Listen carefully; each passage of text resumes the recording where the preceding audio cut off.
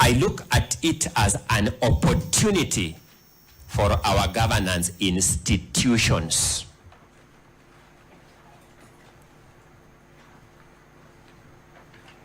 My lords will remember the words of the late Justice Chunlal Magwanda's Madan in that famous case of Githunguri versus Republic, where he urged Githunguri to run unto the hills, face east, and thank his gods that Kenya is a country under the Constitution. I see this as another opportunity. I beseech this court to urge His Excellency Rigathi Gachagua to run to the top of Mount Kenya, face east, and tell the world that Kenya is a country under the Constitution through the opportunity presented by this case. I see this case as an opportunity for the judiciary, and I'll be elaborating on this point in a short while because of the behavior of other organs of government in the recent past. So I see this as an opportunity for the judiciary. I see this case as an opportunity for righting wrongs and not for perpetuating wrongs.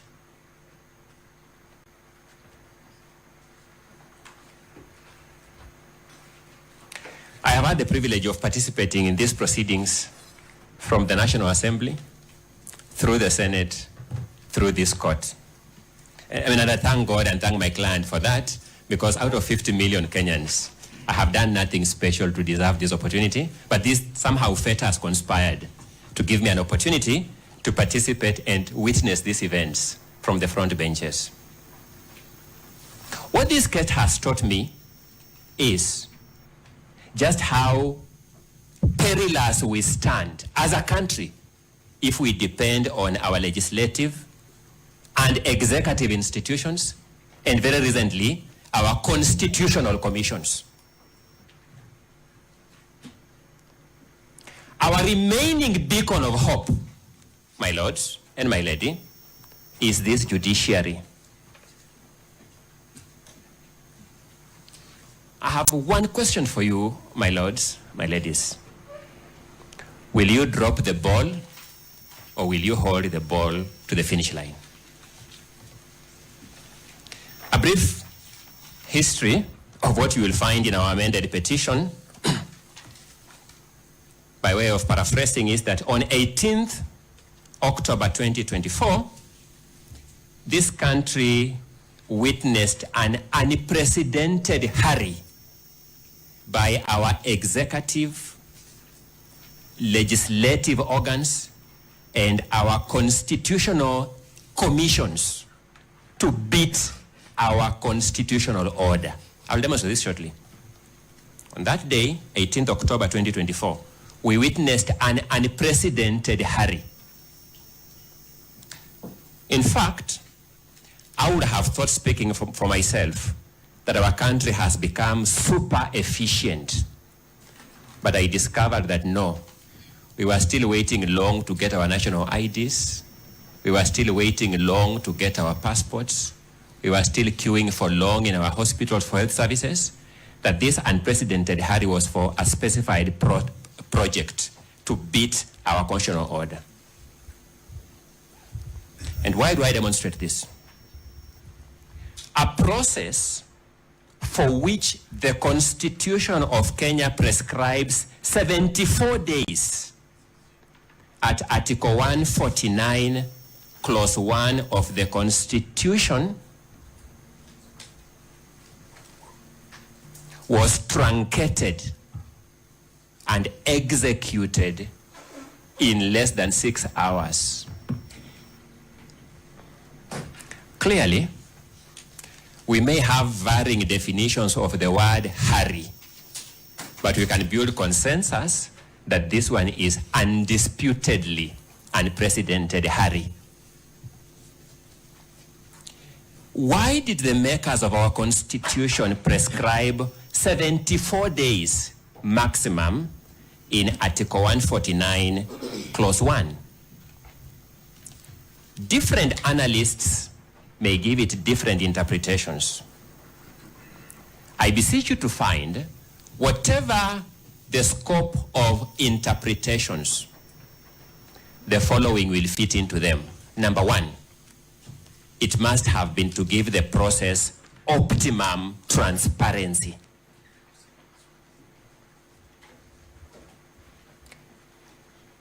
Number two, it must have been to give the process optimum accountability.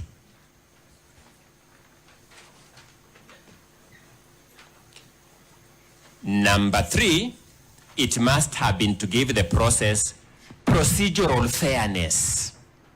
Because whereas we know that justice delayed is justice denied, we also know that justice hurried is justice miscarried.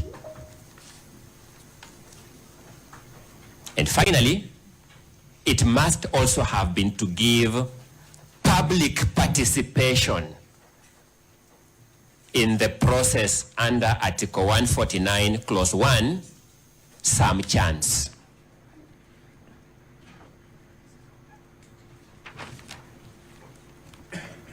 Allow me to submit at that juncture from the very outset that the process undertaken by the President of the Republic of Kenya,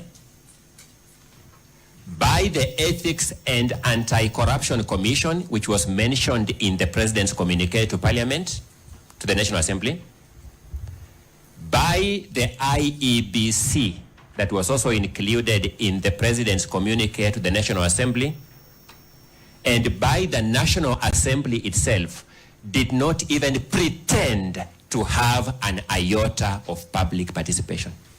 Even the pretense of public participation was now taken away.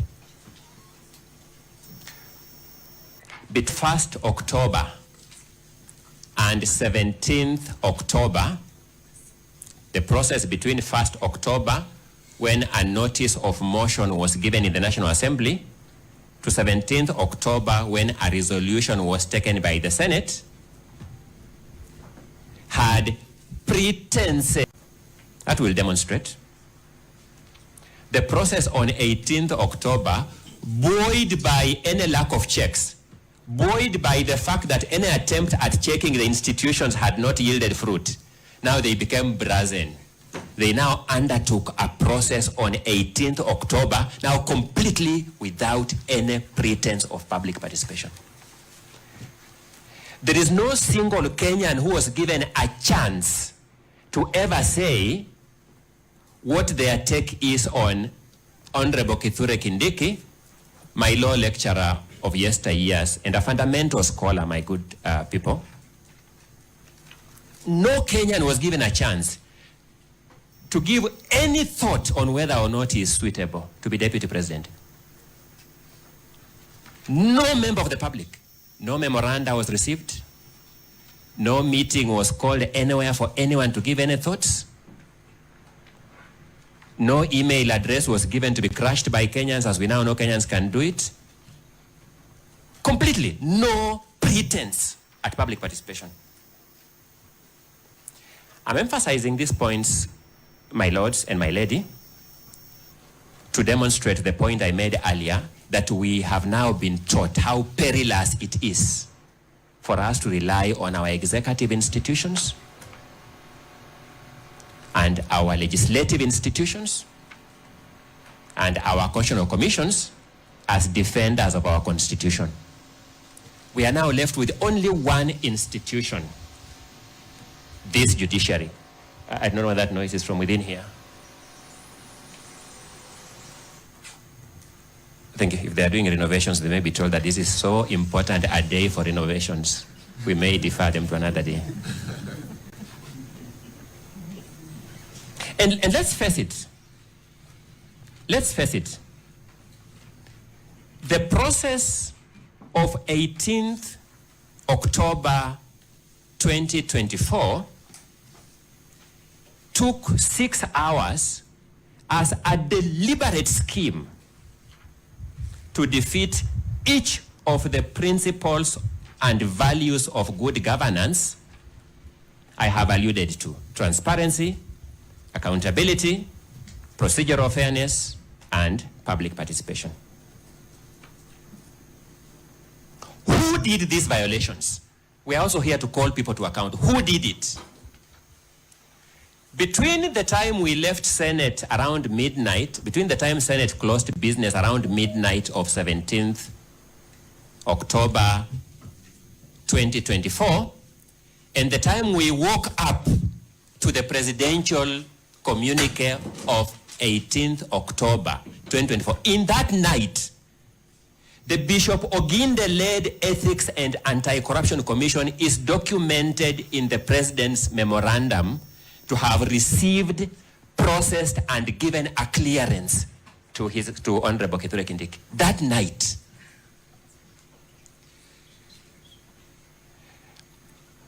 My lords, history is important, and I may not remind you why our Constitution prescribes that our presidents be sworn in during the day. We were all adults, we know where that comes from. It's one of the most autochthonous provisions of our Constitution. And therefore, when things happen in the night, we have reason to have our antennas high. Between the time Senate rose on the night of 17th October 2024 and the time we woke up in the morning of 18th October 2024 to the President's communication to the National Assembly, we were told that the IEBC, which we now know is not properly constituted, has no commissioners, had purportedly cleared Honorable Kithure Kindiki in the night. I will not say much about KRA because I think KRA can work overnight and we will not complain. But it was that memorandum.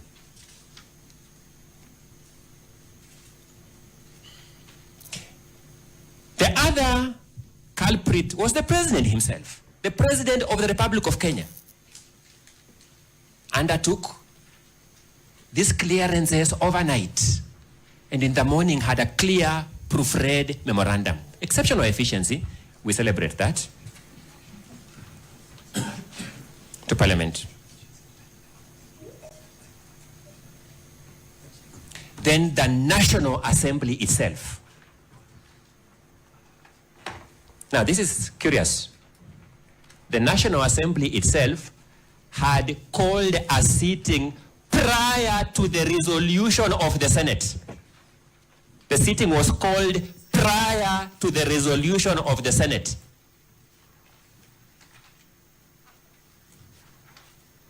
To sit on a day, ordinarily not a day of sitting of the National Assembly, to process a resolution of Senate it had anticipated, the removal of a deputy president from office and processing clearance or approval of another deputy president.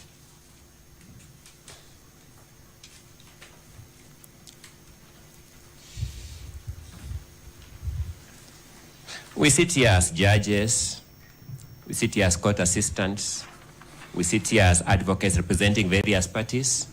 I don't know who among us, once we take away the cloaks of the official roles we play, was proud as a Kenyan observing these events as they happened. I don't know who among us was proud now putting on the cloak of citizenship to watch these events unfold at that pace.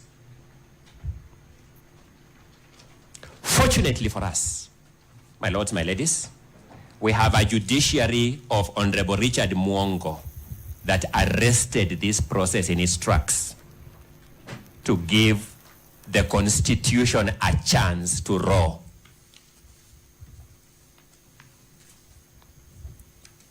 In the far corners of Kerogoya.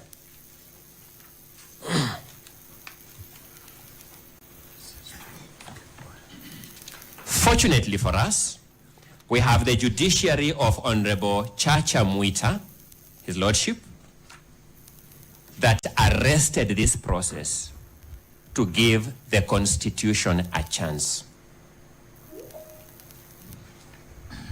Today, you sit and I stand before the judiciary of Honorable Ike Ogola, Honorable Esim Rima, and Honorable Dr. Frida Mugambi, that has been invited by the respondents to undo that chance that the Honorable Mwita and the Honorable Mwongo gave the Constitution.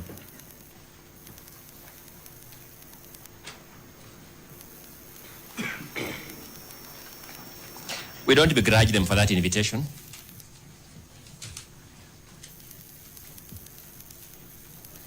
Because under Article 48, they are entitled to come here and make that invitation. Our question is whether the judiciary of Honorable Gola, Honorable Mrima, and Honorable Dr. Frida Mugambi will be baited by that invitation. That's our only question. Throughout these proceedings, we shall be looking at you in the eye to ask, will you fall for this bait, or will you stand for the Constitution?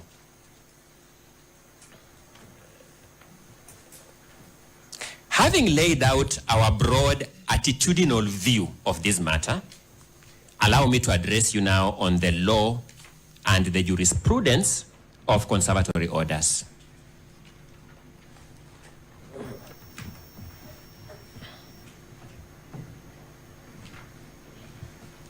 In terms of textual prescription, in terms of the prescription of text of the Constitution, we will find accommodation for conservatory orders in two aspects of Article 23, Clause 3 of the Constitution.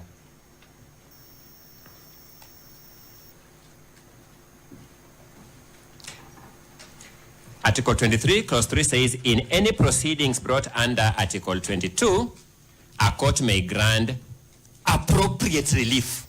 So we find accommodation of conservatory orders in the use of the phrase appropriate relief, because appropriate relief is wide enough to accommodate anything under the sun that is necessary to give effect to a right, fundamental freedom, or I dare say, any other provision of the Constitution.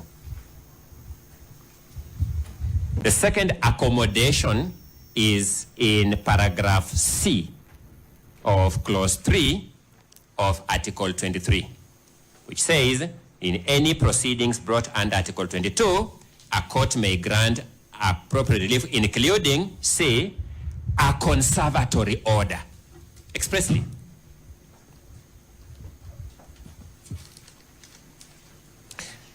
I'm a bearer of good news that in determining whether or not to grant conservatory, to confirm these conservatory orders, my lords, you need not look further than in the demonstrate shortly. Just by looking at the files before you, you will see why you must confirm these conservatory orders. Let me go there. Allow me to address the brief issue of your jurisdiction over this matter from the... I would invite you, when you retire, to look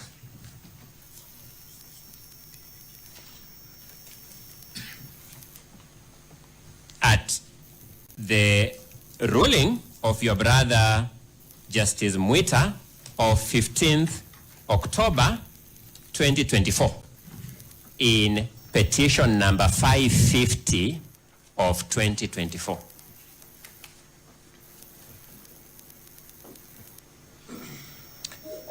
When you look at that ruling, I would invite you to look at page number 7 of that ruling.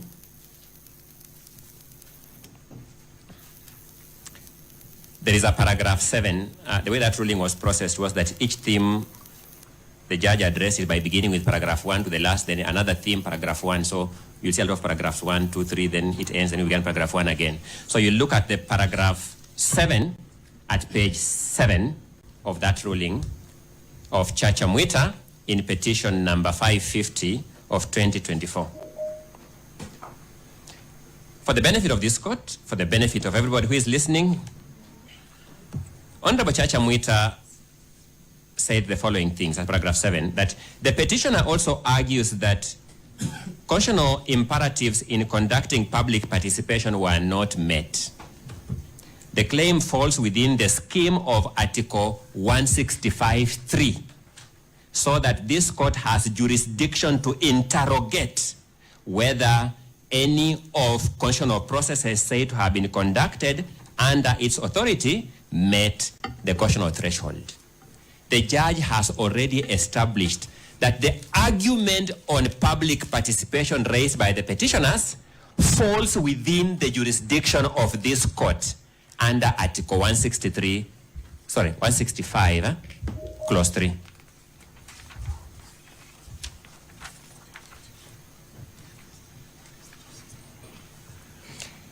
Then, paragraph 9 of that ruling on the same page.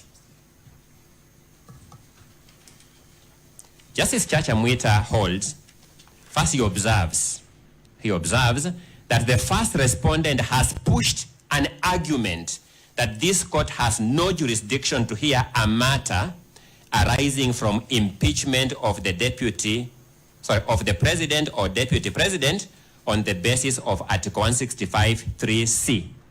Then he reproduces the provisions of the article verbatim. I wouldn't want to regurgitate that because you'll read it. He proceeds now to argue that Article 165(3)(c) is in relation to the process of removing the president or a deputy president from office on grounds of incapacity. This process is initiated for purposes of investigating the president or deputy president's physical or mental capacity to perform functions of that office. And here's the clincher. This is a distinct process from that of impeachment in Article 145 as read with Article 150. Article 163(c) excludes jurisdiction of this court over the process undertaken in accordance with Article 144 and not Article 145 as read with Article 150 of the Constitution. Honorable Chacha Mwita has made a finding that this court has jurisdiction over a matter or a process undertaken under Article 145 as read with Article 150 of the Constitution.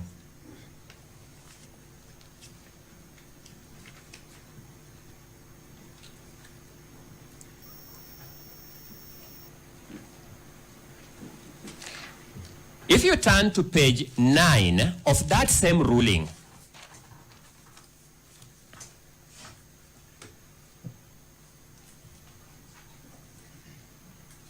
of Justice Chacha Mwita of 15th October 2024, in petition number 550, page 9, you will find another paragraph 4. I think I explained why these paragraphs run back and forth. Paragraph 4, he says,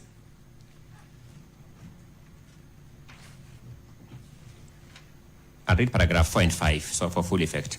Paragraph 4, Article 145 lays down the procedure to be followed in cases of impeachment. He's again asserting the jurisdiction of this court at this stage.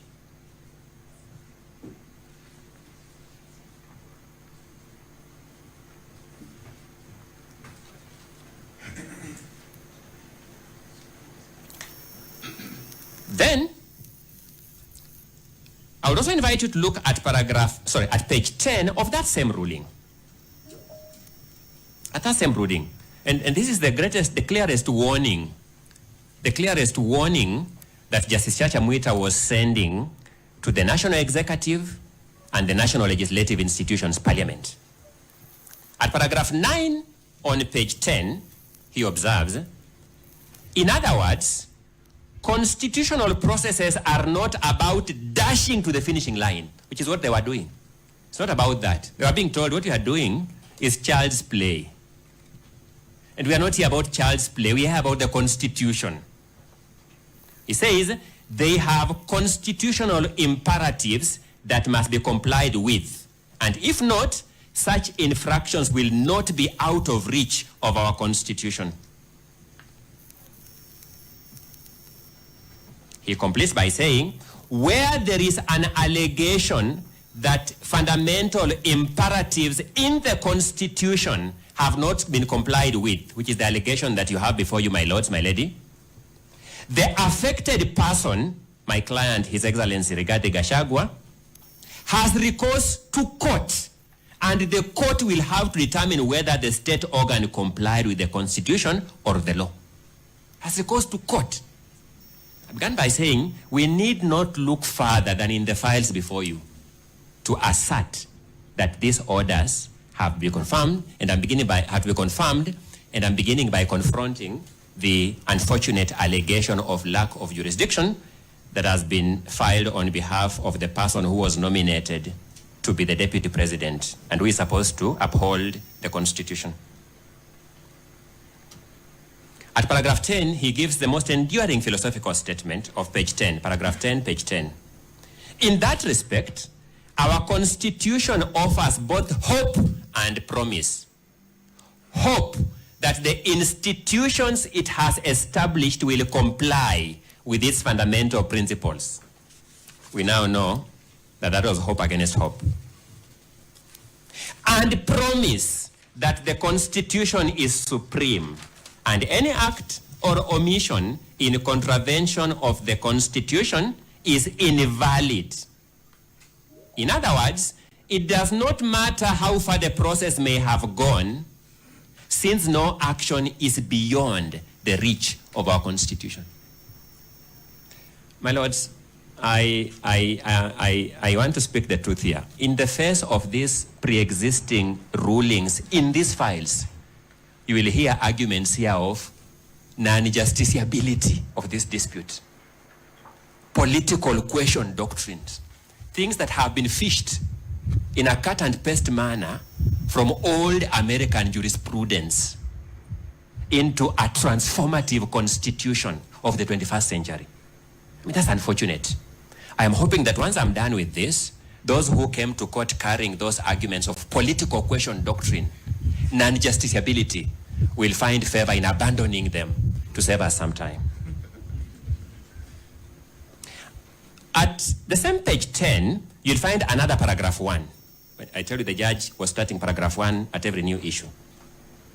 He says, Article 2, Clause 4 of our Constitution is not only the hope, but also the promise of our Constitution that we must abide by constitutional dictates, for any act or omission in contravention of this Constitution is invalid.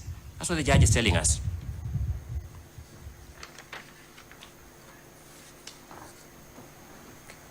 When you look at the files before you, my lords, you'll also find the ruling of your brother, Justice L.N. Mugambi, in petition number 522 of 2024, His Excellency Rigathi Gachagua versus the Speaker of the National Assembly and others. Another file that is before you.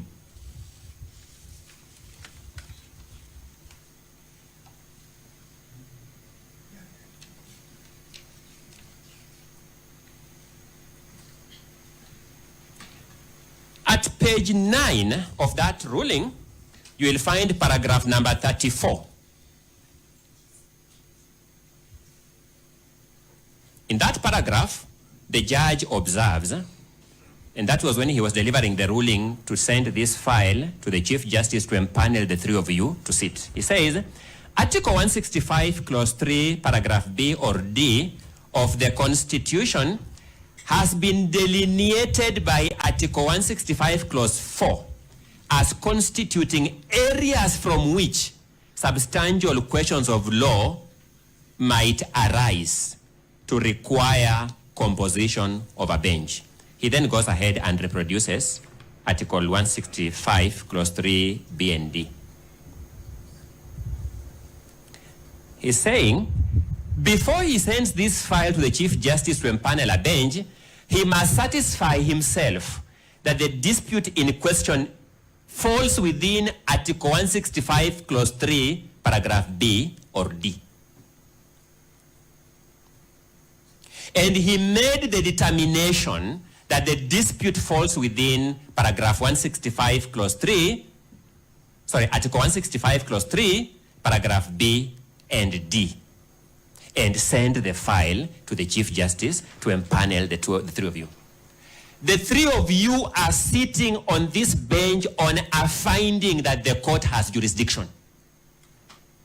In the absence of that, the dispute would have been outside the ambit of Article 165(4) for empaneling of a bench.